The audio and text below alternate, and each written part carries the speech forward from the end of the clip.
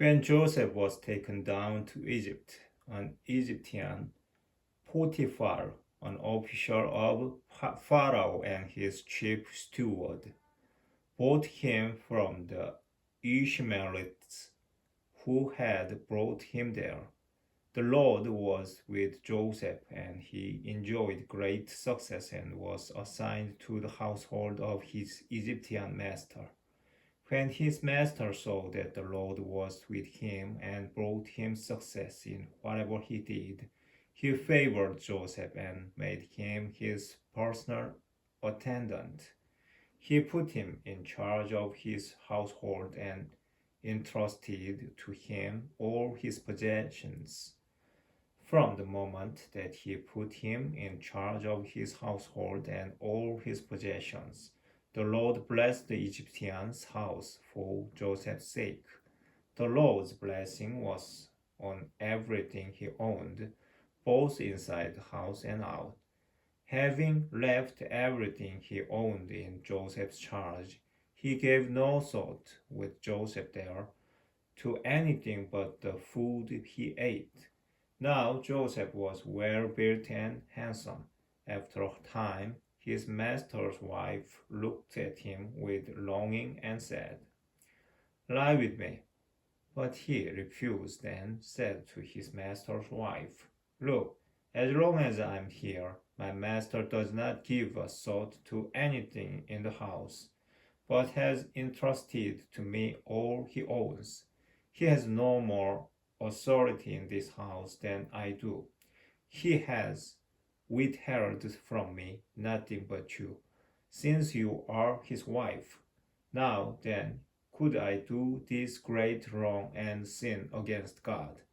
Although she spoke to him day after day, he would not agree to lie with her or even he near her. One such day, when Joseph came into the house to do his work, and none of the household servants were then in the house, she laid hold of him by his cloak, saying, "Lie with me." But leaving the cloak in her hand, he escaped and ran outside. When she saw that he had left his cloak in her hand as he escaped outside, she cried out to her household servants and told them, "Look, my husband has brought us a Hebrew man to mock us. He came in here to lie with me, but I cried out loudly. When he heard me scream, he left his cloak beside me and escaped and ran outside." She kept the cloak with her until his master came home. Then she told him the same story. "The Hebrew slave whom you brought us came to me to amuse himself at my expense. But when I screamed, he left his cloak beside me and escaped outside." When the master heard his wife's story, in which she reported, "Thus and so your servant did to me," he became enraged.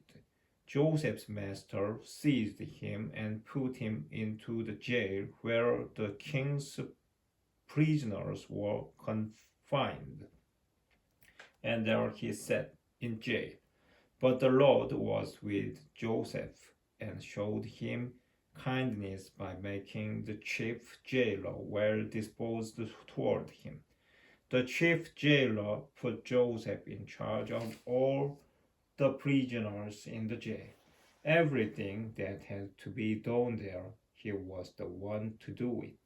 The chief jailer did not have to look after anything that was in Joseph's charge, since the Lord was with him and was bringing success to whatever he was doing.